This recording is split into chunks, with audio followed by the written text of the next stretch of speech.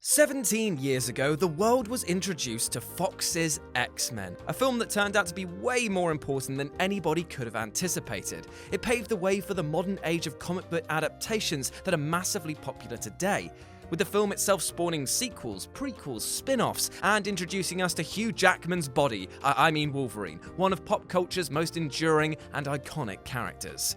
If it were to launch today, though, the project would look vastly different, especially when it came to the cast. With perennial best buds Sir Patrick Stewart and Ian McKellen too old to play the characters they did back in 2000, and the rest of the cast moving on to different things, there's little chance that we'd have seen them if X-Men were to be made today. New blood is needed, and for what it's worth, I have a few choices in mind. With this in mind, I'm Jules from Whatculture.com, and this is our attempt at recasting the original X-Men if it came out today.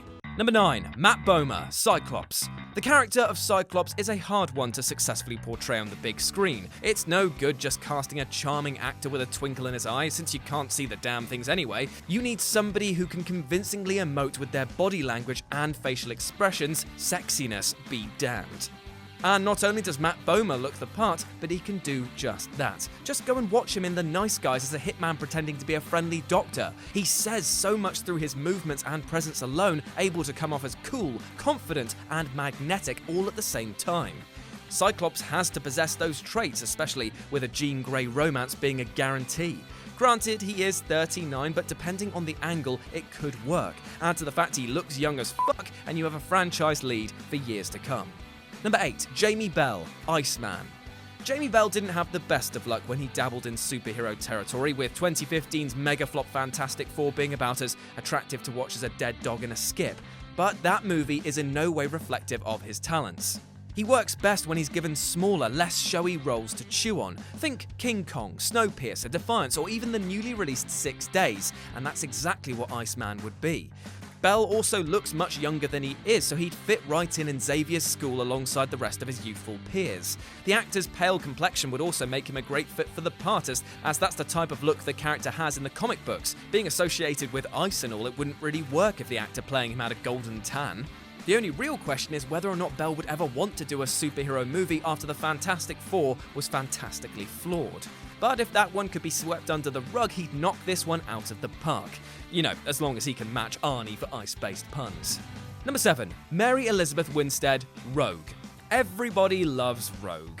The Southern X-Man who's captured everyone's hearts on the TV series. So it's a tricky role to cast. If we were to option anyone though, it would have to be Mary Elizabeth Winstead of Scott Pilgrim and Cloverfield Lane fame. Winstead is immensely talented, having displayed a massive range throughout her career, so there's little doubt that she'd be able to convey all of Rogue's many nuances. That coin flip between power and weakness is the center of Rogue's struggle. She's one of the strongest mutants in the film, but she is, initially at least, scared of her power and what it can do. Winstead is more than up to the task of portraying that type of character. And while her accent might still be in question, her Rogue, more than others, is something we definitely want to see. Number 6. Evan Rachel Wood, Jean Grey. Evan Rachel Wood is just one of those actresses that hasn't yet landed a major breakout film, but has been quietly building up one hell of a strong portfolio over the years with a series of stellar performances in smaller projects. She held her own against a career best Mickey Rourke in The Wrestler and performed opposite George Clooney and Ryan Gosling in The Ides of March, arguably outshining them both in the process. She's got the right look too, not that hair colour is of the utmost importance when casting a big part, but she's rocked Jean Grey's signature red locks before, most notably in HBO's vampire drama, True Blood. There's also the fact that she's outstanding in Westworld, so yeah, what's to say that she wouldn't make a great Jean Grey? Number 5. SOFIA Boutella, Mystique.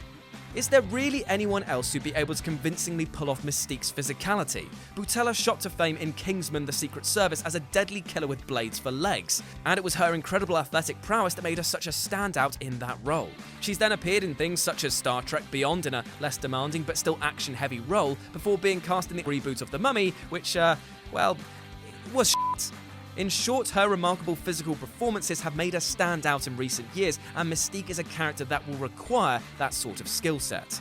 Action-heavy moments aside, she's displayed a captivatingly seductive charm in Kingsman, and that's also crucial for Mystique. One of her biggest assets is her ability to get people on her side with relative ease, so anyone playing her will need to emanate confidence. The jury is still out on how J. Law's Mystique has impacted the X-Men, but if anyone could replace her, it would be BOUTELLA. Number 4. Naomi Harris, Storm. Naomi Harris's popularity has shot through the roof over the last couple of years, and it's not hard to see why. The star finally balances dramatic roles in films like Moonlight with showier roles in films like Spectre and Skyfall, and she's often at her best as a supporting character in the bigger ensemble. Characters like Moneypenny, Paula, and Tia Dalma are proof of that. And that's exactly what Storm is, a key player of a larger team. Harris excels in this space, on top of being able to act around special effects, green screen, and makeup, because she was pretty much unrecognizable in Pirates of the Caribbean, so she's got the type of skills that would come in handy in an effects-laden superhero blockbuster. Her schedule depends on whether or not Bond 25 ever gets off the ground, but she's a strong actress who, with a recent Oscar nomination under her belt, would bring a lot of credibility to the role. It's not difficult to see her leading the team either, and given how frequently Storm has been underused in the franchise so far, it would be fantastic to see her taking up a leading role again. Number 3. Ralph Fiennes, Magneto. Ralph Fiennes just looks like he was born to play a villain. Whether it's that steely look in his eye or that pointed facial features, the man's got an imposing presence about him, and that would be a fantastic characteristic to bring to Magneto. Sure, he's played Voldemort in 5 Harry Potter films and may not want to be the big bad of another major franchise anytime soon, but where the latter villain is outright evil, Magneto is layered, complex, and has much more depth, giving the role a bit more meat and making it more likely that an actor of his caliber would consider accepting the part. It's precisely because of that he'd be great for that part. Plus, you would just get that overall Fiennes charisma, which would undoubtedly help convince audiences that he is a master of magnets, which is an X-Men arcade reference there. You're welcome. Number 2. Mark Strong, Professor X. Mark Strong is the second person on this list with a superhero flop under their belt in 2011's Green Lantern, but we won't talk about that because that was absolute AIDS.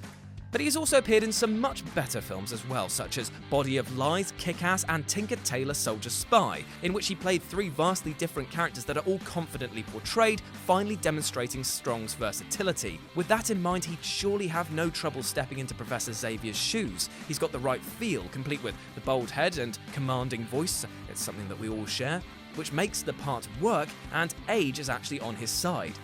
Strong is only 1 year younger than Fiennes, and since X-Men is about the relationship between Eric and Charles, it will help that they're a similar age to further highlight the parallels between the two.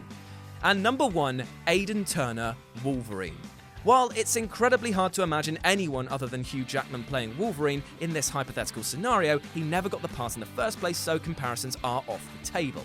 Still, if the studio were approaching the casting of Wolverine for the first time in 2018, as though every existing X-Men film never happened, we don't think that they conduct their search for an actor any differently to how they did over 17 years ago. Since Wolverine is the movie's lead, they'd be looking for a proven talent who's easy on the eyes and is capable of packing on the necessary amounts of muscle, making AIDEN Turner a great choice for the role. Poldark showed that he's a solid lead and is capable of getting into good shape for a part, and on top of that, let's just face it, he's got that dark-haired, rugged, handsome look that lends itself well to the character. His blockbuster experience gained on the Hobbit films would also come in handy here. Turner is the complete package, and with Poldark being more popular than ever and the actor being touted for the likes of James Bond, it's only a matter of time before he lands that role that will go on to define his career. And that's our list. Who would you cast if the X-Men had only been released this year? Well, let us know about it in the comments below, and before you do, be sure to like, share and subscribe, and head back to whatculture.com for more news and articles like this every goddamn day. As always, I've been Jules, you've been awesome, and I'll speak to you soon. Hey guys, thanks for watching the video. Don't forget to subscribe below, and if you're looking for more content like this, then try a few things that are floating about around my ears. Might be fun. I can't promise it though, but it might be.